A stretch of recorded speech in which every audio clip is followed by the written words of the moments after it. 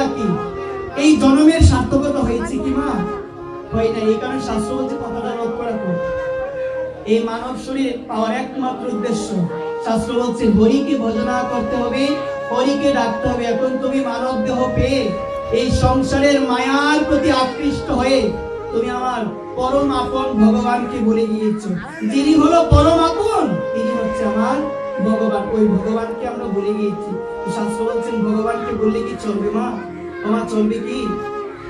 আমরা ভুলে গিয়েছি মায়ার কারণে। ভগবানকে কথা দিয়েছিলাম, প্রভু এই জগতে গিয়ে তোমার নাম করব, প্রভু এই জগতে গিয়ে তোমাকে ডাকবো, তোমার কথা শ্রবণ করব, সর্বদা তোমার নাম গুণকীর্তনে মগ্ন থাকবো। কিন্তু মা, এই যে ভগবানকে কথা দিয়েছিলাম, সমস্ত কথা ভুলে গিয়েছি। এই মায়ার দ্বারা আকৃষ্ট হয়ে সমস্ত কথা ভুলে গিয়েছি। এই যে ভগবানকে কথা দিলাম, ভগবান তোমাকে ডাকবো, তোমার নাম করব, তোমার কথা শ্রবণে নিযুক্ত থাকবো, কিন্তু এই সমস্ত কথা আমরা এই মায়ার কারণে ভুলে গিয়েছি। এই কারণে মায়েদের শ্রীচরণে অনুরোধ করে বলবো, এখনো সময় আছে, এখনো যতটুকু সময় আছে একটু ভগবানকে দেওয়ার চেষ্টা করো, একটু আমার রাধারানীকে দেওয়ার চেষ্টা করো। কারণ শাস্ত্র বলছে মানব জীবন যাইলে পরে আর তো জন্ম হবে না। মানব জীবন যাইলে পরে আর তো জন্ম হবে না। এই কারণে মা, এই যে তুমি জীবনটা পেয়েছো, এই জীবনকে সৎ ব্যবহার করতে হবে। আর সৎ ব্যবহার করতে গেলে ভগবানের কথা শ্রবণ করতে হবে, ভগবানের নাম গুণ কীর্তন করতে হবে। একবার বলো রাধে রাধে। এই কারণে আমি মায়েদের কাছে অনুরোধ করে বলবো, মা এখনো যতটুকু সময় আছে একটু ভগবানকে দেওয়ার চেষ্টা করো।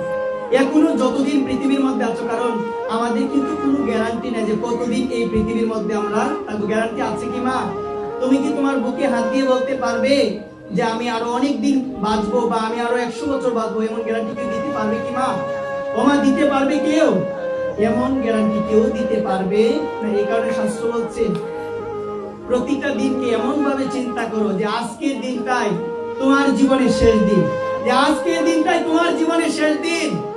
এমন ভাবে চিন্তা করতে হবে যে আগামীকাল যে আমি বেঁচে থাকবো, এমন গ্যারান্টি কেউ দিতে পারে কি মা? এমন গ্যারান্টি কেউ দিতে পারে যে আগামীকাল এই পৃথিবীর মধ্যে আমি জীবিত থাকবো? কেউ দিতে পারবে না। এই কারণে বলছে প্রতিদিন কৃষ্ণ নাম করো, সব সময় কৃষ্ণ নাম করো। একটা দিনও যেন আমাকে আমার ভগবানকে ডাকা ব্যতীত আমি অতিক্রম না করি। যদি ওই ভগবানকে ডাকা ব্যতীত অতিক্রম করি, এই দিনটা আমার জীবনের দুর্দিন হবে। কি দিন হবে গো মা?